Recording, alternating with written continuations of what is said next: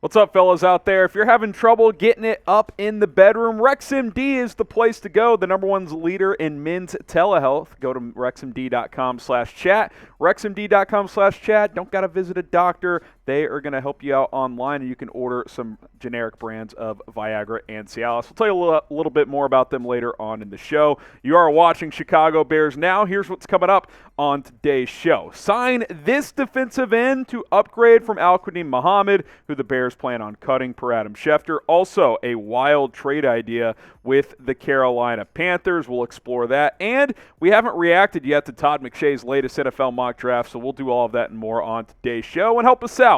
Hit that subscribe button. We are almost at 61,000 subscribers. Just about 700 more to go. If you want daily videos on the Bears, we are the place for you.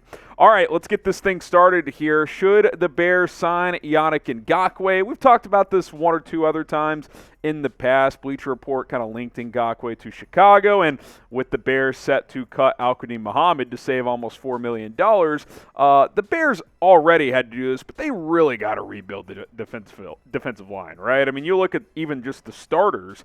Dominique Robinson, he's a backup. Travis Gibson, probably a backup. Justin Jones, he's the one guy where if you get two new edges and another really good defensive tackle, maybe he's your fourth starter, but at minimum you need three new starters. 4 new starters would be ideal, and then you got some okay rotation guys behind them, but you got to rebuild this thing. I mean, in a perfect world, the starting defensive line is all new. 2 new edge rushers, Gibson and Robinson become backups. Jones is like your number 3 defensive tackle, and you go sign/draft 2 defensive tackles. I mean, this front 4 was atrocious this year, and I think a guy like Yannick Ngakoue can be part of a cornerstone on that defensive line. Him coming over from Indianapolis, he's been really productive in his career, had 9.5 sacks this past season.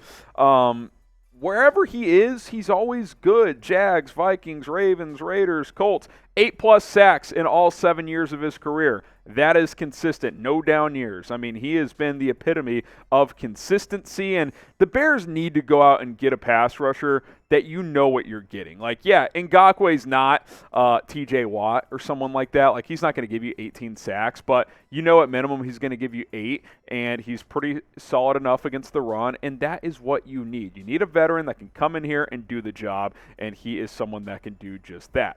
You look at the defense last year, your Bears sack leaders. Jaquan Brisker, a rookie safety, led the team with 4. Travis Gibson, Justin Jones each had 3. Roquan Smith, who was traded mid-season, was 4th on the team with 2.5. And then Jack Sanborn, who didn't play the first half of the season, basically had 2. The point is, when Roquan Smith is 4th in sacks and he was traded mid-year, you got to get better up front. The Bears were dead last in the NFL with 20 sacks last year. That is an atrocious number. Atrocious number. I mean, the goal at minimum should be to double that number. Get to 40 at least. I mean, the Eagles, including the playoffs, had 78. Now, that's a bit of a historic rate, but you're talking about a team that had 4x the sacks you did. I mean, that is just not even close. I mean, you got to get 40+ sacks next year, and Ngakoue comes in, he gets you 8 to 10. You go get another edge rusher in the draft for free agency, some competent defensive tackles. Boom, there you go. You're getting 40+ sacks in 2023. So what do you guys think? Should the Bears go out and sign Yannick Ngakoue, type S for sign, P for pass? I would certainly like to see it. This will be the pinned comment on today's video, so if you get hit with an ad break right here, go ahead and reply with an S or a P. Keep it moving here, as a big theme of today's show is rebuilding that defensive line, really just fixing it. Blockbuster trade idea thrown out there by FanDuel proposed a hypothetical trade between the Bears and Panthers for the number 1 pick, and I found it interesting, so I wanted to kind of explore it on today's show. Here was the trade idea from FanDuel. The Bears would trade the number 1 overall pick and a 3rd next year to Carolina. The Bears would then get back Brian Burns, who's an elite defensive end. We'll talk about him in a second.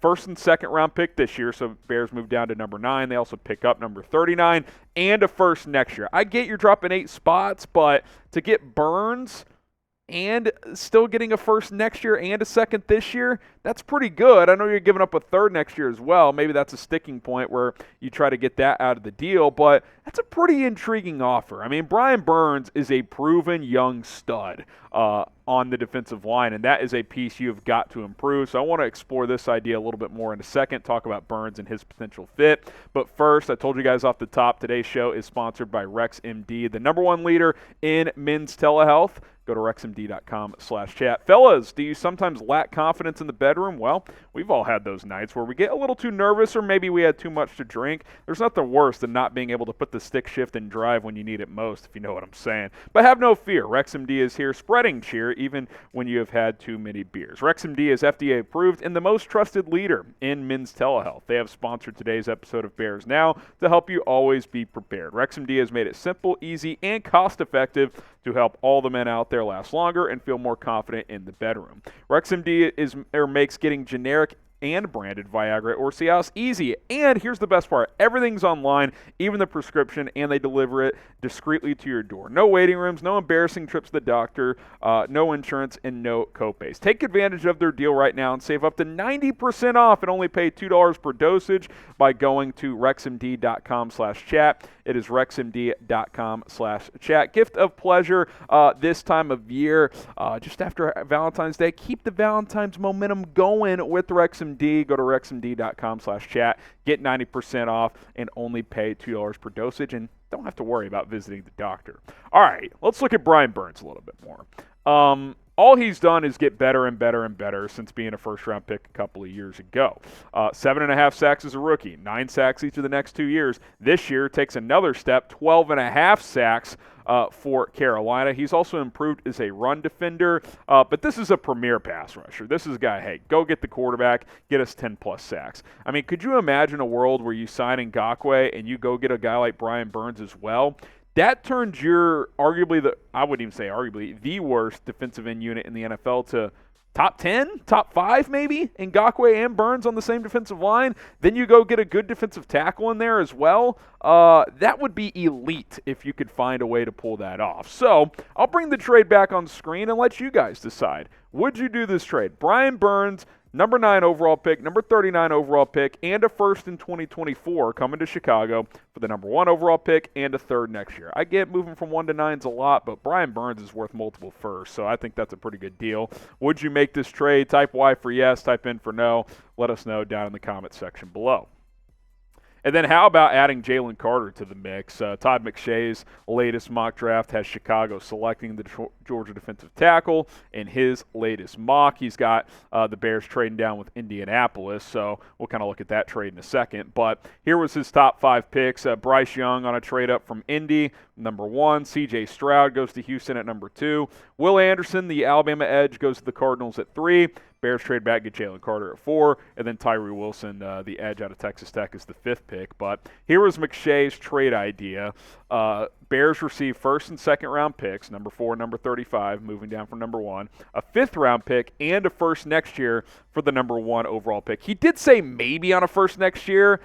So, okay, 1st or 2nd. I don't think it's maybe a first. Like, I think it would have to be at least something else. But I went ahead and threw the first in there next year as well. That's a pretty good offer if you do get the first next year. Move down just 3 spots, get a extra first, a 2nd, and a 5th.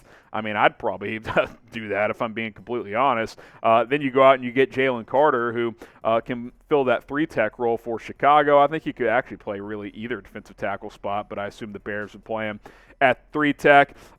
32 tackles, 7 TFLs, 3 sacks. His production was inconsistent at times, but the highs of his tape are really good.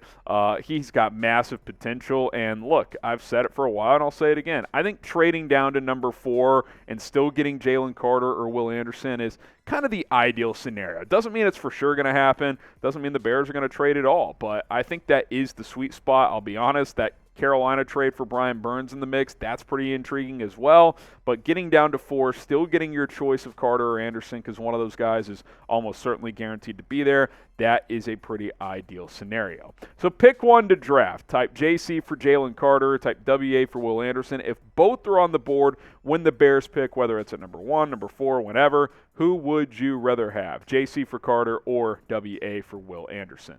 Appreciate you guys for tuning in to today's show. Like I said, next milestone is 61,000 subscribers. So if you want to support the show for free, subscribing is the best way to do it. We appreciate all of our subscribers that we already have. You guys are incredible. I am Harrison Graham. Appreciate you guys for tuning in here on a Monday. We'll see you tomorrow for Bears Live at 4 Eastern, 3 Central Time.